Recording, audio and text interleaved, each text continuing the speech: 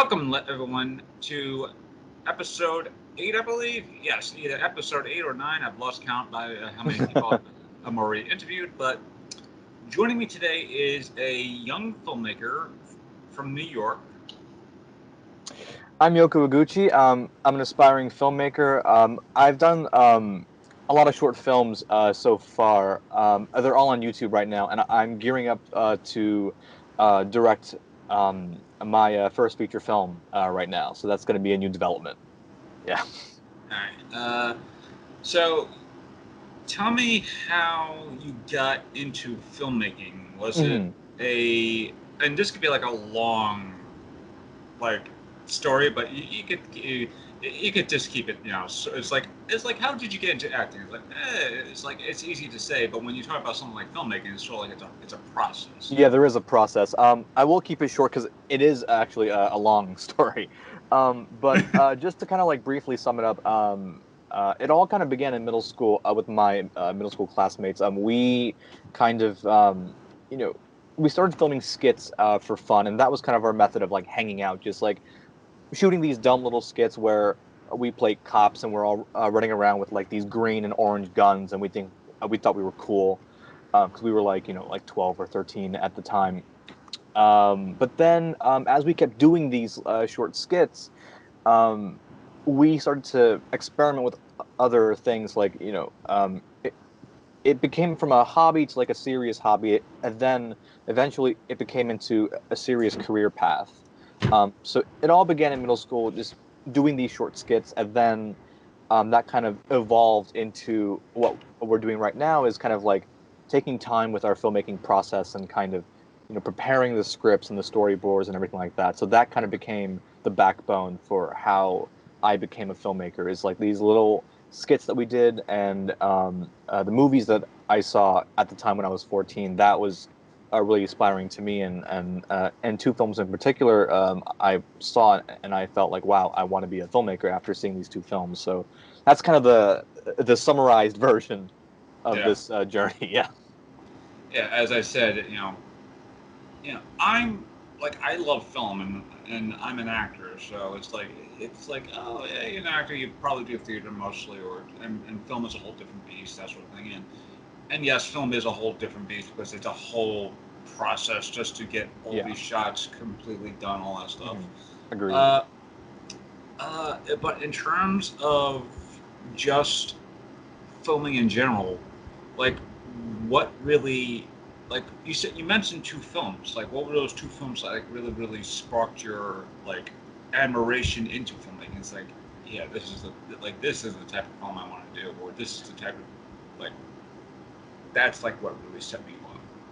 Right. The two films. The first one was the end of Evangelion. It's the final film in or it's the finale of the Evangelion anime series, and um, they had a television series, and then they had like a concurrent film that sort of offered an alternate ending to the series.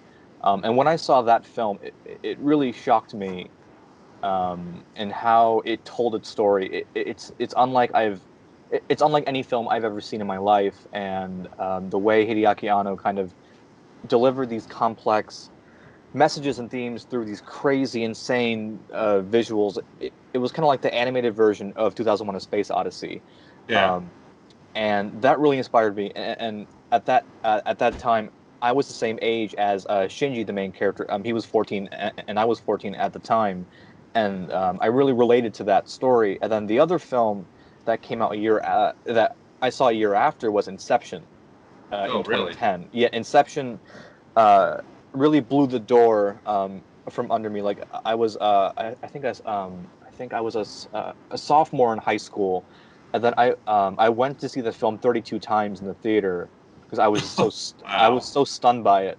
I remember like there were times where like it was the weekend, like I go and watch Inception like 3 or 4 times in one day because I couldn't stop watching it, and it was so influential to me, and how Nolan was able to bend kind of reality and time, and that's a common theme amongst his films, as we see in his future projects. But those two films were pretty instrumental to why I became a filmmaker. But of course, there other classic films that I saw in the past, but I think up until that point, I've always been like a film lover. I never considered myself a filmmaker until I saw those two films. Like, of course, I've seen before that. I've seen, y- like A Space Odyssey, The Godfather, Godzilla, and Amadeus, and all these other classics. But that kind of made me a film lover. But these two films made me think about my career path and made me go, oh, it's not just a love of the art form. I want to do the art form, and that's kind of what came to be. Yeah, I do agree with you because it's like what you just said before. If, like being, like I do have a passion about film. It's like if you ever talk to me about film, it's like all this stuff is just starts unlocking. I could just Yeah. like, I could just talk to you like endlessly about film and stuff like that. And even if I haven't seen the film you mentioned, but Hmm. it's like, oh, I know this, I know who directed it, so yeah, I know his style, I know how he works, or I know her style, I know how she works, that sort of Right. thing. So yeah, it's sort of like being a film fan sort of like helps you understand film, and then once you're behind the camera, Mm. it's a whole different story. Agreed. Uh, Definitely agree.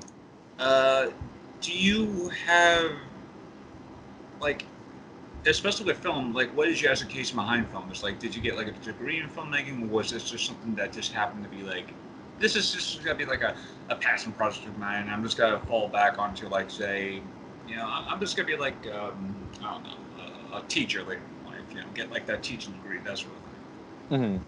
Hmm. So I didn't go to film school. A lot of people assume I have. The first thing when I say like I'm a filmmaker, the next question that follows up that statement is, where did you go to school? I chose not to go to art school because um, famously in New York, they're not cheap. Yeah. All the good ones, at least, like they are not cheap. And I told my mother I wanted to be a filmmaker, and we had a long discussion about it. And the paths that I would take and need to take in order to get to this goal. And we both agreed that film school is, I think, beneficial, yes, but unnecessary. I think it's if you want to do the art, you can do it yourself. So we had a plan to um, instead of using the money for tuition, use the money on buying cameras, lighting, audio equipment, and that kind of thing. So all of the stuff that I've done is all self financed. It's all like independently funded by myself, and I haven't had any affiliation with any film school or whatsoever. So I guess there really isn't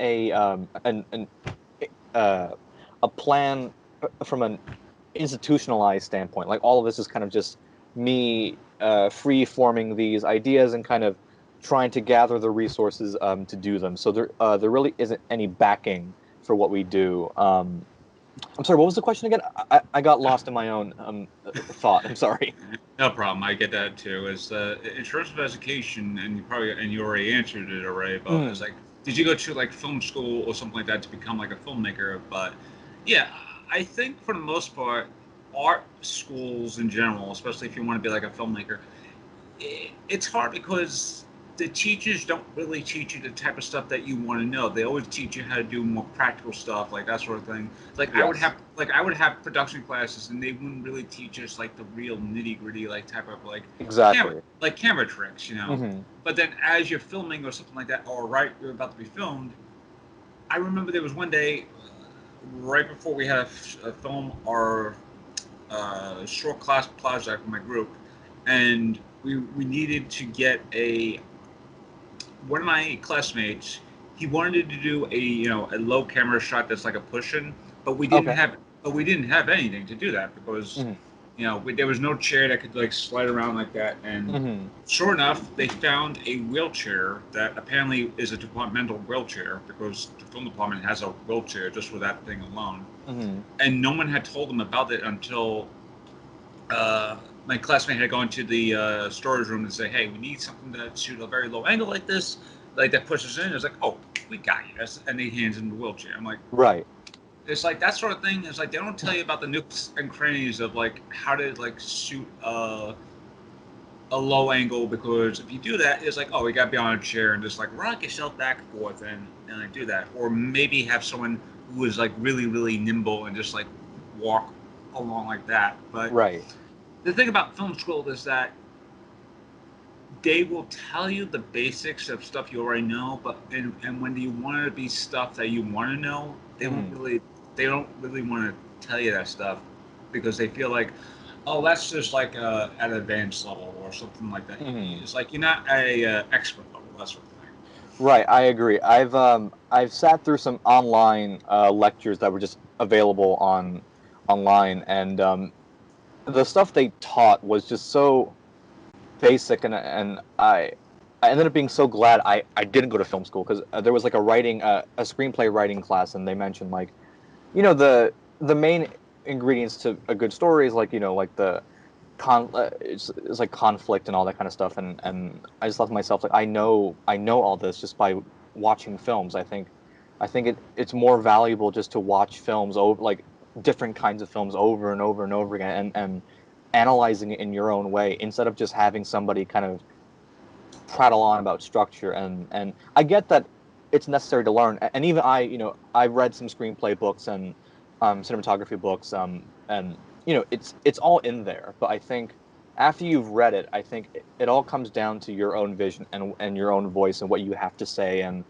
um, I think an art class can't give you that. Like it only gives you, just as you said, basic information about structure and historical context, but there isn't a way to teach you how to present your voice, how to present your vision, or how to kind of uh, create your own aesthetic. I think that's really important, and that's something that you just have to go out and do for film, especially because you just have to kind of practice and practice and practice until you get it. And you'll make a whole lot of mistakes, and you'll make the same mistakes in different areas. But as long as you learn and you're able to persevere from those mistakes, I think that's kind of when you become a filmmaker and you start to understand the power of the art form, I guess. Yeah, and like you said before, it's like they don't really tell you that much. And like Mm, they'll tell you like some of the basic stuff, and when you want to know more about that, like more than basic stuff, it's like, oh, you'll figure it out when you get to it, yeah. kind of thing. But it's like you're right there. You could tell us right now. Yeah. So in terms of environment, Hmm. like how has New York City filmmaking been to you, especially as a filmmaker? Because I know filming in New York City is so common. It's like Hmm. walk, a couple of years ago, if this was a couple of years ago, walk through Times Square. There's probably people just filming this stuff right now, and just like as a Hmm. like guerrilla style, just like Yeah. having someone walk around Times Square now. But even now, with this being still quarantined in effect, and Times Square not as active as it should be, Hmm. how had do you like were you still able to film in this type of environment, or were you able to take a back seat into that? Because I know you put in a fundraiser several months ago for that for your feature film thing, Hmm. but and you're already into like pre-production rehearsal phase Hmm. just to do that, but it's like, and you had to say, hey, we got to stop the thing because until the foreseeable future we can't Right. really film right now. Hmm. uh, but in your experience, especially because of what's been happening, has the New York filmmaking kind of like died down, sort of like a little bit, or is that people who are still doing like this guerrilla style filmmaking, where it's just like people still want to get their films out, that sort of I think it's a hard question to answer because it is a little bit of a yes and no. I think uh, this pandemic obviously has put a dent in filmmaking for a bit, for obvious reasons. But it hasn't stopped people from going out and filming the empty streets. It certainly hasn't stopped me from doing that. I think it's kind of like you are doing it at your own risk, and I think if the filmmakers are willing to take that risk, they will go out and do it. I think in the beginning of the shutdown, I saw a lot of YouTube videos, and even I shot one as well of the empty streets in Times Square, and a lot of filmmakers were shooting that kind of stuff and keeping the footage because they can use that footage at some point in their lives maybe. Um, and I shot two short films in this quarantine so far. But for the most part, though, I have been spending this time in lockdown and utilizing this to write as much as I possibly can. Me and my partner Michael, who is the main lead of the feature film, is also my co-writer on the film, and both of us have been taking this time to rewrite the screenplay, making it stronger, and making it an even better film. And I think it's kind of a bittersweet kind of feeling because I have the privilege and the luck of being in a situation where I am, um, my family thankfully hasn't been affected by the pandemic, and I mean, I still am able to work remotely, so I'm not struggling there. So all I could do is really just focus on my art. So I am very blessed to be in that scenario, and I haven't took it for granted. I really have been doing the most I can during the pandemic, trying to perfect the art and trying to do as much as I possibly can, and just keep going and not stopping. And you mentioned the crowdfunding that we have done. Originally, we were going to start filming in April, but the lockdown I think began. I think it began in In April March, actually. in like End of March, March, I think. Yeah. yeah, around that area. Um, So yeah. mhm. And we were planning on beginning in March, and actually, it's June 20 now, so that means we would have been wrapped probably in about 2 or 3 weeks, actually. Mm, So in an alternate universe, there is a version of us who are almost wrapping up the film, but yeah. thankfully we have a better script for it now. But all of this has put a dent in all of our filmmaking plans, and all we can do right now is just prepare ourselves to kind of make the film and gather the resources that we can, gather the people, and do whatever we can just to be ready for when the city opens up and we're able to go out and film again. But I do believe guerrilla filmmaking is still an active thing in New York City, even with the pandemic. I Yeah. do see a lot of videos Oh of no! people Please don't tell taking me. shots. Yeah. Dang it. Oh, did it stop? No, it's still going. Yeah. Yes. Yeah, it said connection was lost. Yeah. So, but yeah, to reiterate, yeah, there is probably going to be a rise up in guerrilla filmmaking Hmm. within the next, say, year or so in terms of Oh yeah. being in post-COVID style of filmmaking, especially Hmm. now that, especially since once production starts coming back, and it's already been doing that with LA, or rather just California. Hmm. You got to deal with people with more tighter restrictions, that sort of thing. Now you mentioned Evil, uh, Evangelion, I think. yeah, Evangelion and Hmm. Inception as sort of like your main inspirations as a growing up.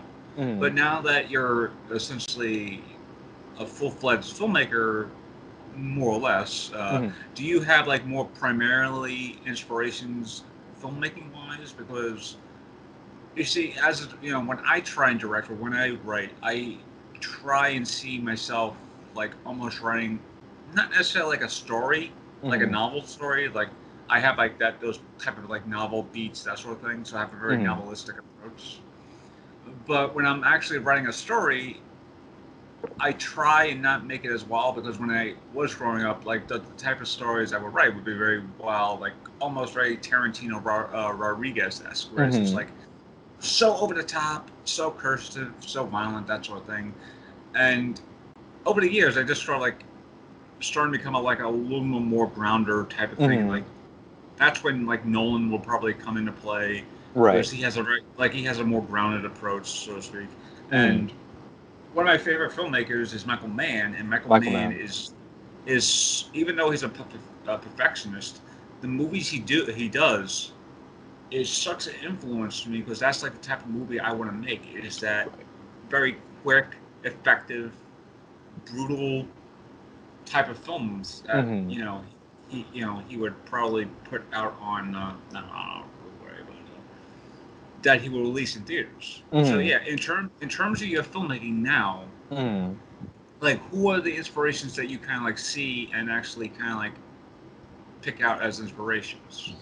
I think it's a whole bunch. It does depend on the kind of story that I'm writing. I'm the kind of person that I base the style or inspiration based on the genre that I'm writing. Like, for last session, it's a whole lot of different um, indie films combined. I looked at Swiss Army Man. I looked at The Lobster. I looked at a whole bunch of different films, and it kind of it comes in random. But I think in general, I will say for the modern filmmakers at least, because obviously Kubrick and Hitchcock and Spielberg and Lucas and Coppola and Scorsese have shaped my image of film. So I'm not going to include them because they're a little obvious. But Yeah. yeah, they're like the Mount Rushmore of filmmakers. So it's like I can't even, if I mention them, like I'm neglecting all the other modern filmmakers out there. But I think as of right now, I do take a lot of influence from Nolan, Hideaki Anno, David Fincher, Zack Snyder, Denis Villeneuve, uh, Del Toro, Alfonso Cuarón, Alejandro G. Iñárritu. All these guys have shaped kind of what I like to do. For example, like Cuarón and Iñárritu are known for their long takes, and I love doing like long take shots, and that kind of evolved from that. And I love the color palettes used in Zack Snyder films and how he shoots action scenes, and even how he shoots his regular scenes. I love how Nolan uses time and uses these fantastical elements in a realistic kind of setting, and the way that his characters speak is very specific, and I like that as well. So it's a whole bunch of different things, but I do think it does vary based on the film I make. If I make a film about a western, I'll start looking at old John Ford films, or I'll look at modern Sergio, Sergio Leone. Sergio Leone, exactly, Yeah. and I'll look at modern westerns like True Grit or 310 to Yuma, Django Unchained, and that kind of thing. So it does depend on the genre, but I would say those directors, I think for the most part, I might be missing a couple, but those guys are the ones that are influencing me a lot as of right now from a modern standpoint. Now, you mentioned Zack Snyder before, and I do want to ask you a question on terms of something like the Snyder Cut, where it's like the fans Mhm. who essentially gave a lot in order to release a version of the movie that was essentially would have been not essentially released on videos. Like, oh, it's like, oh, we hear things about the director's cut or a extended cut, that sort of thing. Right. So, so, do you see maybe, and like for me, I grew up with my own personal Snyder cut with Halloween 6, and Halloween 6 essentially Mhm. had two different cuts. They had the Right. regular, Right. the theatrical cut, and they had the so-called producer's cut, which was Hmm. essentially, you know, it was essentially a much longer movie and it had much more of a tighter pace. It Hmm. actually fleshed out the story aside from the theatrical cut. Hmm. Now, with something like the Snyder cut being released on a streaming service, do you Hmm. see streaming services, especially things like maybe Netflix, Hulu, that sort of thing, kind of like Hmm. taking advantage of that sort of thing? Because I know Netflix still has the Hateful Eight like roadshow version. Yeah, the extended like a mini Like, series, like 4 episode version. Yeah. yeah. Do you see like streaming platforms kind of like taking advantage of that notion of, oh wait, we have this alternate cut of this film, and we can Hmm. milk at it. It's like, could you see other streaming services like a start essentially doing that as a way to keep people I won't say entertained, but keeping people essentially with that service and not going into that other service? Hmm. I think that's an interesting question. I think the Snyder Cut, I think, is kind of an anomaly in a weird sense where, it is um, the production of that film is crazy. And to answer the question, I'm not 100% sure, to be honest. I do think it is up to the studios that own the films. Like, for example, Tarantino, um, you know, uh, essentially gave Netflix his like 4 hour cut of The Hateful Eight. And But I'm not really sure. I think it does have to be something that either the studio is clamoring for or the fans are clamoring for. I think the Snyder Cut is a movement where a lot of the fans of Zack Snyder, including myself, were very vocal about having his original cut be released, and we heard so many rumors about it existing, and Zack Snyder confirmed it, and then that kind of became history, and now it's being released next year. Um, but it could open the gates for other films. But I will say it will be at the end of the day up to the studio that created the film, and it's up to them to say like, hey, the fans want this, or maybe it'll make more money if we release such and such cut. Um, I don't think there are particularly a lot of films in this scenario because I think most films kind of just have a theatrical cut released and then possibly like a longer director's cut release like Lord of the Rings or Amadeus or Terminator or The Abyss. But the Snyder cut is almost kind of mythical because of the fact that it was such a different film altogether. Like it wasn't like a shorter version or like a tightened up version of it. It was just a completely different film that was entirely reshot. So I think there was a different kind of hunger for that film to be released. But there could be the possibility of Netflix and Hulu and Disney Plus seeing the success or lack of success, who knows, of the Snyder Cut on HBO Max and see the reaction and if the Snyder Cut is a success, I hope this might influence some studios to release different versions of their films. But I would say that I do think the Snyder Cut is a very special case because it has the full backing of Warner, AT&T, and DC, and I'm not sure if other studios are willing to kind of go that far to release an alternate version of their film. But who knows? I think it's going to be up to the success of the Snyder Cut and how it Yeah, does on HBO Max, basically. yeah. It's like for the past like 3 years or so, it's like what you just said. The Snyder Cut has been like a mythical type of thing that doesn't feel like it's real or it is real. It's just that Hmm. it's like it was essentially the holy grail of almost of like uh, of of superhero movies. It Now, really is, yeah. now, do you see is like once this thing is released, do you see like people going and say, "Oh, this is the best," this should have been released? Do you see? Okay, this is actually a good question because once Justice League came out, like Mm, Josh Whedon's like essentially take, hmm. like when he took over the reins. Yeah. Do you see like once the Snyder Cut is released and people are able to watch the whole thing, would you see the same type of like armament that was coming out from when Justice League came out, or do you Hmm. see it sort of like saying this is the superior cut, this is what should have been released, that sort of thing, Hmm. even though this is like close to like 3.5 hours long or however long Hmm. it's going to be.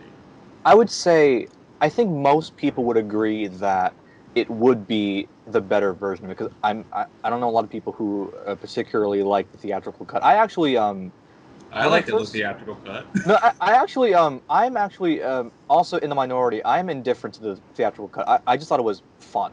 Yeah, it And it is felt really. it just felt like a DC animated film. So when it first came out, I did defend it. I was like, oh, it's just a fun superhero film. The Avengers was also, and it didn't have much weight to it.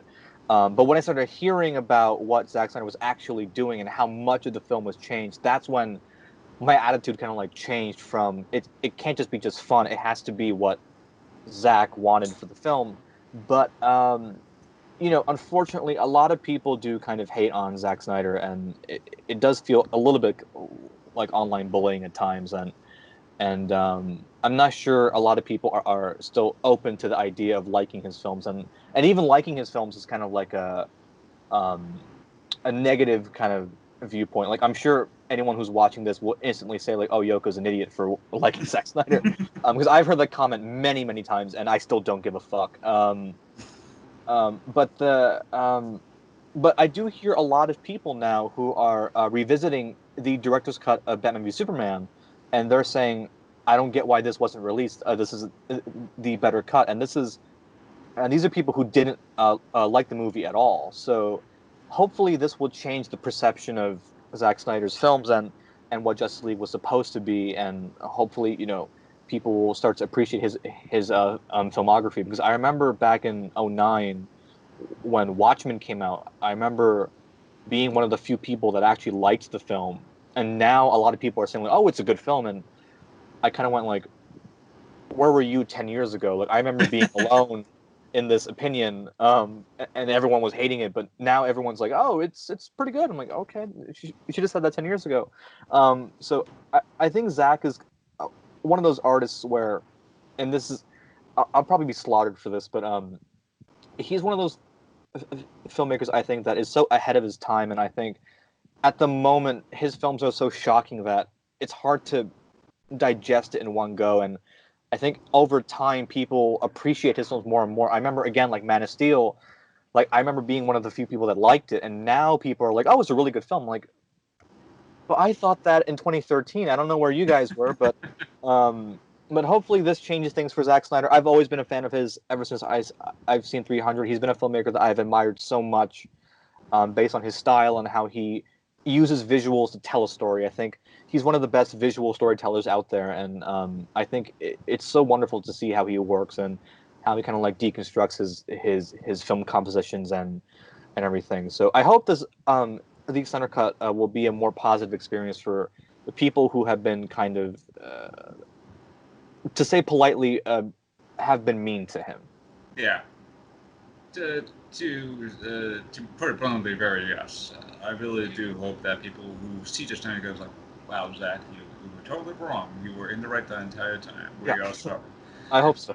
In terms of actually decisive filmmakers, I know for a fact there are filmmakers in general, especially in the horror field, mostly because the way people like perceive horror, that sort of thing.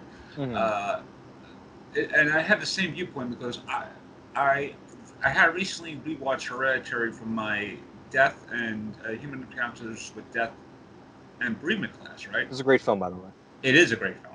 Yeah. When I first watched it, I did not, I did not understand it. I thought it was scary, but I just didn't understand it. Mm-hmm. And then having to take a class about death and bereavement is like, and then rewatching, I'm like, oh my god, I see a lot of stuff I haven't even noticed before. Mm-hmm. And then writing a paper about it, using it as one of my 4 films, I'm like, holy shit, Mm-hmm. this is good. Yeah. Like, but then I hear stuff about Midsommar, and I'm like, why should I see that film if I've seen Hereditary? It's like I've Mm-hmm. already seen Hereditary, so it's like I think it's getting to a point where it's like when you have a filmmaker who starts off very strongly, Mm-hmm. and then they make the second film, right? Mm-hmm. And the second film is sort of like as divisive as the first film was. It sort of like Mm-hmm. gets to the point where it's like, should I watch it? Because it's it's sort of like with Jordan Peele. It's like I love Get Out, right? Mm-hmm. I thought it was great out. I have yet to watch Us because I've Mm-hmm. read the reviews of Us and I was like, oh, it's funny, but it's also twisted, and it's like, that's what Get Out was too. It was like, Mm-hmm. so would I be watching the second version of Get Out? I was like, oh no, it's a big difference, but I think I have to, in terms of those type of notions, I have to wait until the right moment to actually sit down and watch it because I can't wait for people to say, "Hey, why haven't you watched this yet?" It's like Mm-hmm. I have to wait and see it. Okay, I have Oh wait, there's Us right now on Netflix. I'll give it a Mm-hmm. watch. I have to wait until it's like when there's a chance to do so. Mm-hmm. And yeah, directors like Zack Snyder do get a lot of flack because of their directing ability. Do you Right. think? Do you think like that perception of directors who have like a certain style gets overshadowed to, say, actors who have their own, uh, like, Oh, that's interesting. like, like, yeah, essentially like how I really don't want to use Brando as a thing because I keep on shit talking Brando over the past couple of episodes. But say someone like Sean Penn, right? Sean Right. Penn, he was, well, let's just say he was an asshole back when he was younger. Mm-hmm. Still type of an asshole, but he's kind of like mellowed out. Like Mm-hmm. same with like Russell Crowe. Russell Crowe has kind of like mellowed out like considerably over the past He's definitely mellow out. Yeah. like for the past like 10 years or so. Mm-hmm. Especially since you grew up hearing him, oh, how he bust a friggin' phone against somebody's face, that sort of thing. Mm-hmm. It's like, do you see like because for some reason actors and actresses who get like flack are kind of like glossed over after a few while, but then Mm-hmm. there are directors who are kind of like divisive, like who have that notion of like, oh, they can't get that, they always will get flack because the way that they are. directing. But even though he's a great filmmaker, I'm pretty sure Nolan always gets flack for directing the same certain styles. Like, Nolan, try something new, and when Mm-hmm. you try something new, people were like, go back to the old Nolan, that sort of thing. Mm-hmm. You know when Yeah. when he did Dunkirk, I was like, oh man, that was a great experience. And then I would read people like who didn't like Dunkirk because of how loud it was, how edge of the seat was. And I will say this, it actually gave me a panic attack as I was watching the film in theaters. So it was like, so when it happens like that, it's like that is a film and a filmmaker who is actually using the film to their craft. Mm-hmm. So my question, in a very long roundabout way, is like, are there filmmakers who get like flack and kind of like aren't glossed over compared to actors who do get flack and kind of are glossed over because the fact that they are actors and they're kind of like much more of a star power than say the director? Because even though there are famous directors, Mm-hmm. they are not as famous as say the actor or actors. Right. I do think directors it's funny because I was watching Jaws earlier today, and it's still a Great fucking film. fantastic film. So Yeah. so good. It's 45 years old and it still holds up. But I think the magic with Spielberg, and there is a point to this, Don't but worry. because it's like a side tangent. But Spielberg's why he's so great and why he became so popular, I think, is he is so good at hiding his style. But if you're a filmmaker, you notice his style instantly. But I think to an everyday moviegoer, you don't really see a film with incredible stylistic choice. You just see a good story. And that's why Spielberg is able to be so mainstream and so popular, because he's able to kind of you know, take directions where he is able to present these beautiful visuals without being flashy. It's not like a Kubrick where the shot is like a painting and it's like it's a methodical painting of craftsmanship. Spielberg is a very different kind of filmmaker, and that's why I think he succeeds. Now, if you look at something out of 300, and if you put 300 next to, let's say, Jurassic Park. Yeah. Jurassic Park looks very quote unquote ordinary. Let's Yeah. just use that term. But I think it's because, again, Zack Snyder is the kind of filmmaker just that he goes for a swing. And Yeah. whether it hits or misses for audiences, it's up to the audience, but he goes for that full swing. And I think a lot of filmmakers who do that end up being very divisive filmmakers. But I think the key is, though, over time they become recognized for their aesthetic and for their style, and I do think, and this is kind of a weird opinion, but I do think Michael Bay gets a lot of slack. He Um, does really. um, I I'm not saying all of his films are great. I think a lot of his Transformers are crap, but the We can all man, agree with that. yeah, the man though, he does have a distinctive style, and from shot one, you can tell, oh, that's a Michael Bay film. You can instantly Yeah. tell it's a Michael Bay film. So I will always respect him for being someone who is instantly recognizable in his stylistic choices. So that's always been something that I liked about him. And again, he's a very divisive filmmaker. I'm kind of in between on him because I don't want to say I'm pro Michael Bay, because if I say I'm pro Michael Bay, I'm pro Transformers Last Night, Transformers Age of Extinction, Transformers Revenge of the Fallen. Pain and Gain's kind of hit or miss for me, but I do like some of his filmography, and I get what he's trying to do. He wants to make like this epic American Hollywood blockbuster, and I get it. But again, like, it is a divisive style, and it is divisive for me. Like, sometimes it works, sometimes it doesn't.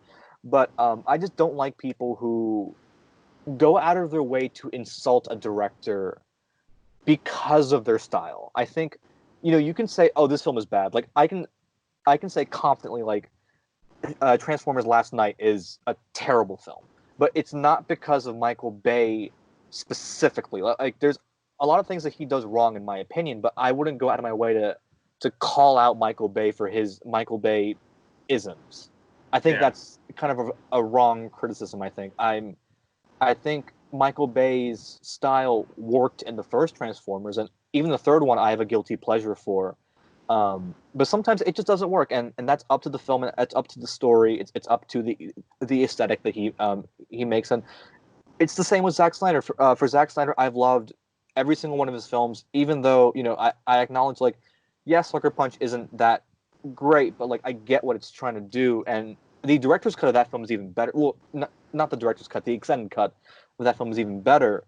Um, but I do respect directors where you see a shot of their films and you just go, oh, that's such and such. I think that's a talent that you can't learn in film school. Kind of going back to what we were saying earlier, like that's a very internal thing, and that's a very specific thing that the director has a vision. And Zack Snyder has always been the kind of person who never compromised on his vision and never compromised on what he wanted the film to be. He always got across, like, this is my film, this is how I made it, and it's going to look and feel in this certain way. I don't care what audiences feel. This is it. And I love that unapologetic, very divisive and decisive filmmaking. That's really crucial. But I do agree that actors aren't getting as much slack. But I think it's because for actors, it's mostly their personal stuff that gets like their personal lives that get like slack or flack or you know shit on basically. But if it's a director, it's more their style. Like their style gets shit on a lot, and actors too. Like actors get shit on depending on their style of acting. I know people who don't like Nicolas Cage, and I love Nicolas Cage. Cage is fantastic. He's a great actor, and he's got his own style. Yeah. The minute he pops in, you're like, oh, that's a Nicolas Cage performance. But some people just don't like him, and that's something that you just kind of have to nod and accept, because Nicolas Cage is not a mainstream actor. Like, he's not trying to please a mass. He's just trying to go for whatever he thinks is right, and that is a very divisive, acting kind of persona. Even though most people would agree that he's a great actor, but I do know that some people don't like him for his, quote unquote spastic movements. But I think he's a great actor. But it's the same thing. I think divisive filmmaking, I think, is a good thing. I think it's an interesting concept. I think if people think it's divisive, then it's an interesting choice as opposed to a bad choice. Yeah, I remember, and I still remember the flair Rob Zombie got for directing his 2 Halloween movies, and he did Halloween, and then people were like, what were you thinking? All that stuff is like, oh, you thought I was insane? Well, watch the second movie. I was like, and he kind of right. He kind of like does. I don't mind those films, by the way. Like those are. I mean, they're good films. It's just that and the second movie is a great film if you want to look at a character study who is going through a post-traumatic stress episode. Because Laurie in that film deals with that severely. Something in the new Halloween that kind of like doesn't really they kind of like do dive into her PTSD thing, but it's kind of like subdued. It's like, oh, she drinks, she kind of like snaps with her family. In Rob Zombie's Halloween 2, she has like full-blown PTSD episodes where she is like really, really fucked up. And yeah, I do agree that there are filmmakers who are who are essentially very split down the middle because of their film styles, and there are people who will love them or hate them because it's odd, because of how you mentioned Michael Bay before. And right before I went to bed, Deep Impact was on last night. And, Deep Impact, yeah. And I was watching it a little bit, and I was like, and I went to my brother, and I went, why is Deep Impact a superior film? Because he knew I was talking about Armageddon. Because when you watch it now, Deep Impact is a superior film to Armageddon, because not only does it has a more fleshed out story and actually more kind of like grounded story. When you watch Armageddon, it's sort of like, it's a popcorn. Yes, very very popcorn. Yeah. It's like if you watch, it's like it has it's filling all the '90s tropes, it's filling all the '90s beats, all that stuff, and it's really giving the whole America hell yeah mentality of like. 1990s filmmaking, which is essentially Michael Bay's forte. Basically America, hell yeah. It's very nostalgic, that film, Armageddon. I watched it recently, and man, is it nostalgic! Like the Aerosmith song, and it just brings me back. It's like I was recently I replayed Saints Row the Fourth like maybe a few months ago, and the first mission literally has I don't want to miss a thing. Uh, I don't want to miss a thing as the main character is like literally climbing a rocket to destroyment, like almost oh, like in a very Batman and Robin-esque type of mhm. way. Oh, and that's another filmmaker that gets a lot of Oh, flack. Johnson. Joe Schumacher. Yeah. He made essentially two movies, Batman Forever and Batman and Robin. Essentially two big toy commercials, his words. And he Yeah. gets a lot of flack because, oh yeah, he, he made Batman into a wimp. He made Batman into essentially the live action. Adam Uh, West. yeah, even though Adam West was already the live He's action. already live action. Yeah. Yeah, it's like, but he made him like the big screen Adam West, even though there was a big screen Adam West adaptation. So I'm Yeah, not there sure. was.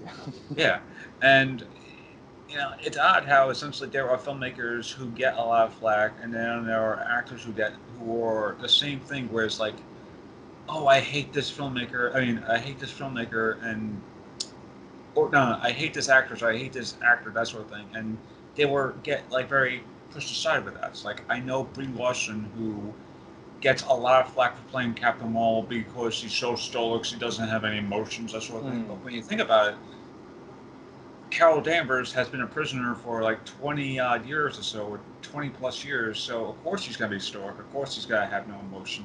Being a prisoner, that sort of thing.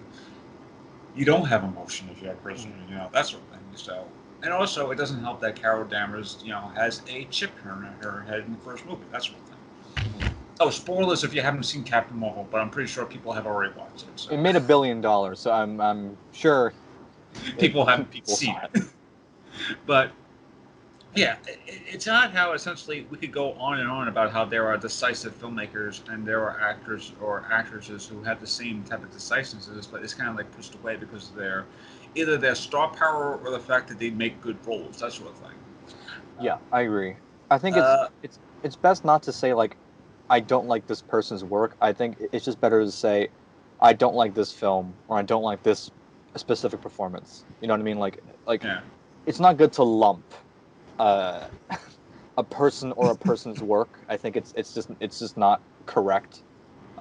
Like I like again like I like and dislike Michael Bay because I yeah, like Armageddon. I like The Rock. I like Transformers. I like Bad Boys 1 and 2. I dislike these other films.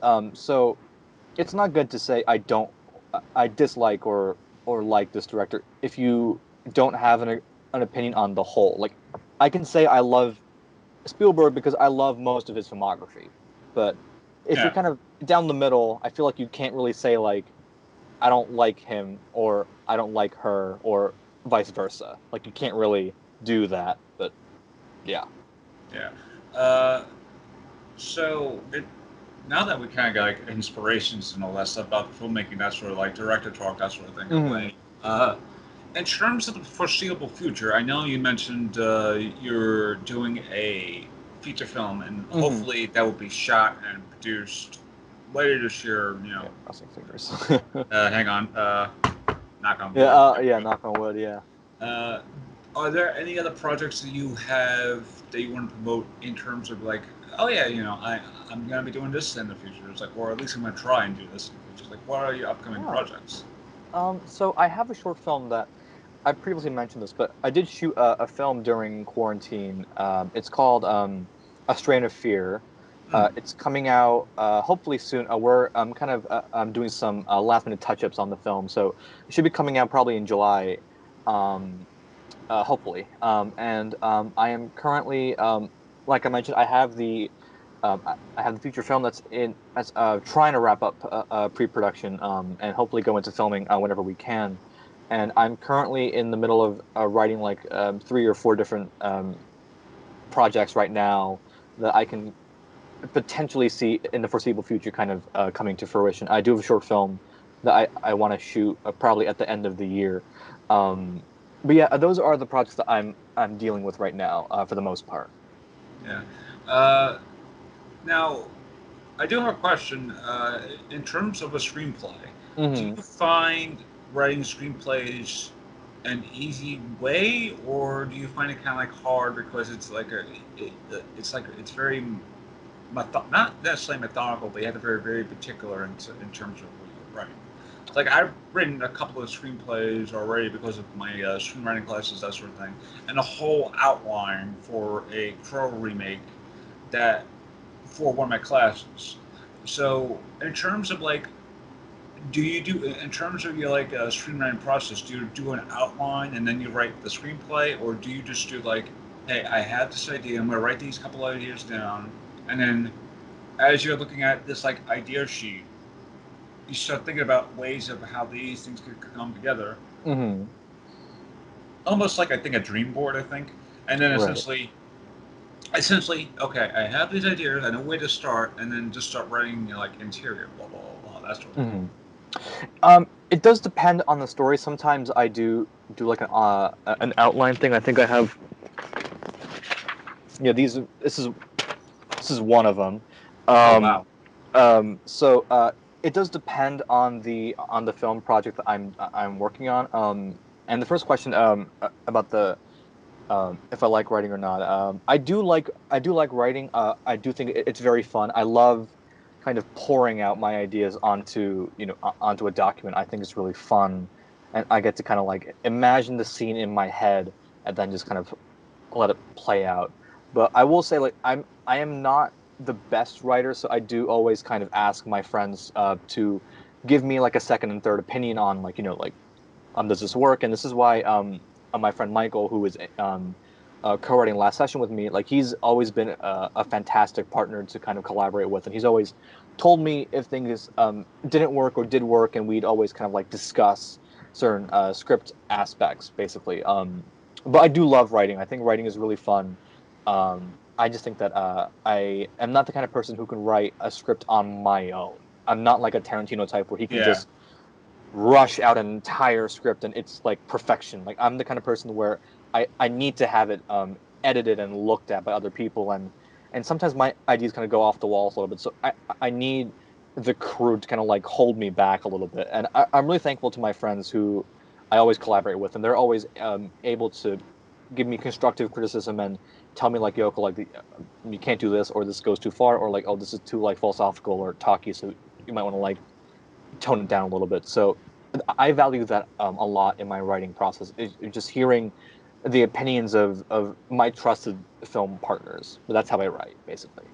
Yeah, and you mentioned partners and collaborators. I know your film, I want to say production company or film company, has at least three other filmmakers with you, or maybe more. I'm We not have a, sure. we, I think it's like five now, including myself. Oh, Um, uh, uh, I kind of began a production crew called Resistance Pictures. That's kind of something that I developed. Of course, we're not like incorporated or official or anything like that, but yeah, I do have like a YouTube channel with all those films there, um, and it depends on who kind of collaborates in, but all of us kind of work together on different areas in film. You know, some of us are actors, some of us are gaffers, audio, scripts. I'm the director, cinematographer, and the editor. Um, so that's kind of the pattern that we do. Anytime I have a project in mind, I always run it past them and see like what they think and what how they feel about it.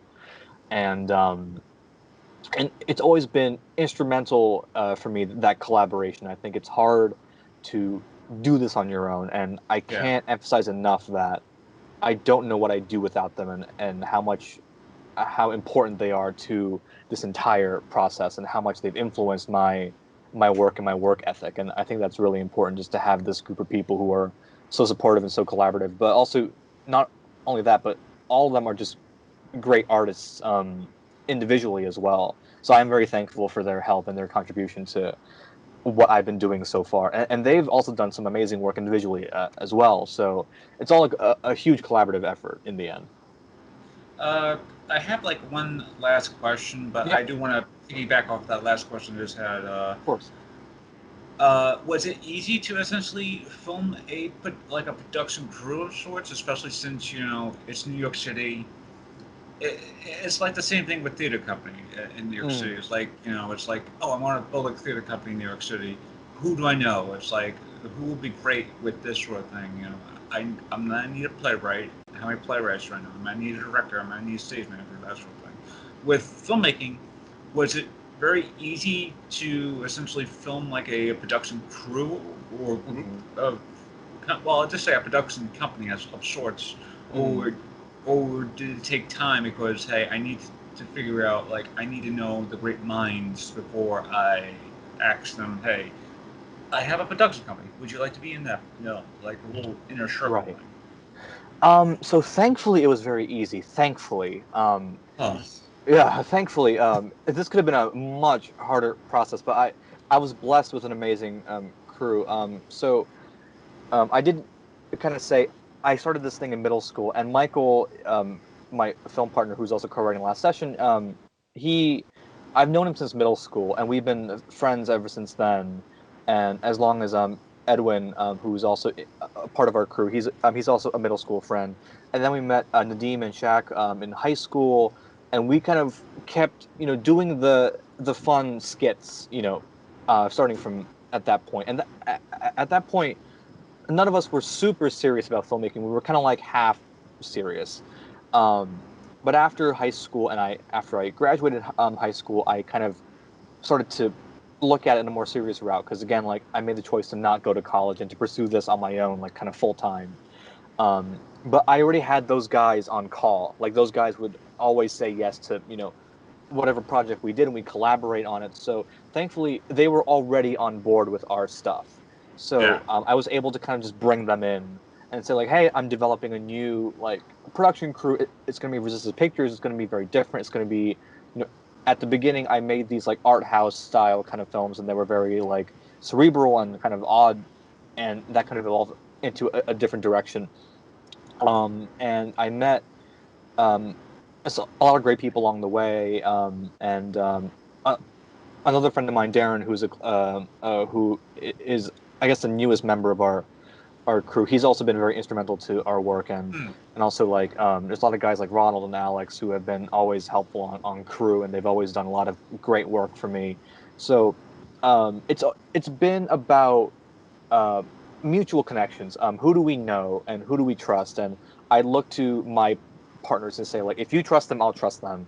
And they haven't failed me yet. Like they've always brought in some great people, and it's always been a great collaborative effort with them. And I haven't had I had some trouble with some people, but with the main crew, like they've always been so good and so supportive and always so diligent with when we do a shoot. Like they'll always come in. They're ready, they do their job, and they're great at it.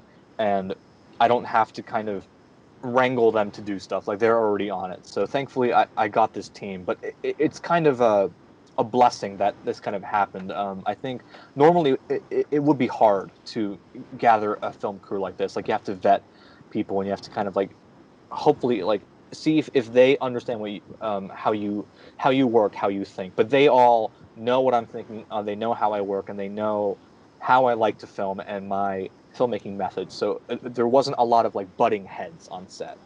So Hmm. that was always a good kind of like a good experience for us so far. It's been really good. Nice. And for my last, and this is my last question, Hmm. obviously. No Do you, problem.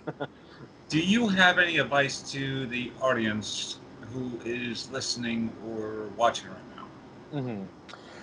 I actually do get this question a lot on like Twitter and Instagram. Like a lot of young filmmakers they're all my age too. And it's kind of daunting to be the one to give advice because I'm still in need of advice. But the one thing that I've always said to everyone is if you want to do film, I think you just have to do it. You just have to go out and film something, whatever it may be. Like it could be horrible. I've known from experience, like I've made some horrible stuff in my past, like just unwatchable things.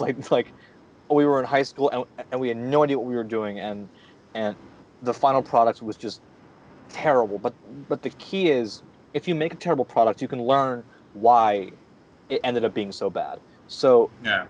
whatever the first thing you make is, it doesn't matter what that thing is. As long as you take whatever that thing is and learn from it, learn from the good, learn from the bad, and just keep shooting stuff. I think the problem with every young filmmaker, and I always have to get myself out of this problem, is, oh, I can't shoot this. I don't have the budget. I don't have the resource. I can't do this. But the question becomes like, you know, should I do it? And the answer is always yes. So you have to find a way to make it practical, scale it down, whatever the idea may be, just scale it down, find a way to do it, find a crew if you can. It can be your friends, it can be your family, it can be whoever.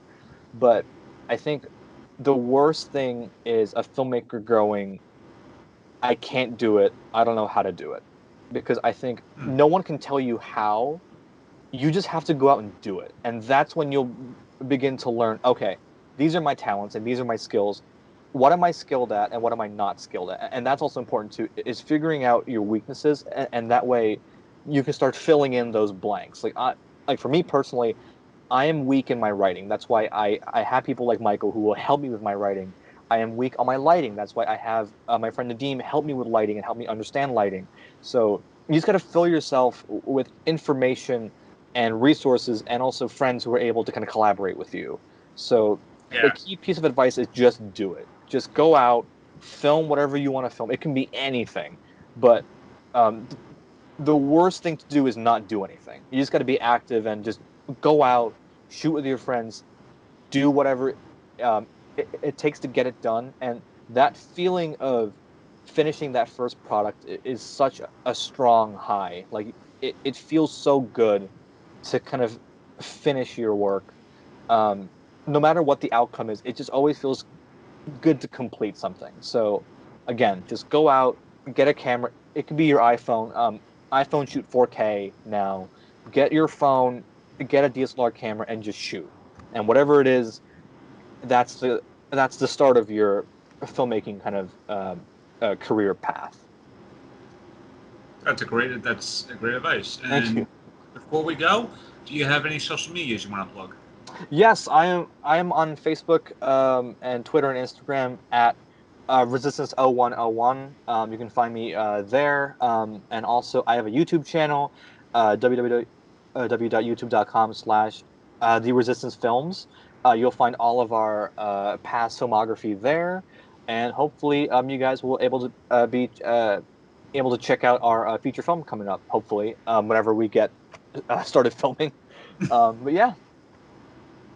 And with that, that has been episode 8. Yeah, episode 8 of Performing the Arts. I may have already miscalculated. Yeah, it was episode 8 of Performing Arts. I have you been. Magic of editing. I don't have to add this stuff. Yeah. This has been episode 8 of Performing the Arts. My name has been Bryan M. Davis. I hope you have enjoyed watching this or listening to this, depending on how everybody see it. Take care, everyone. Until Take next care. time.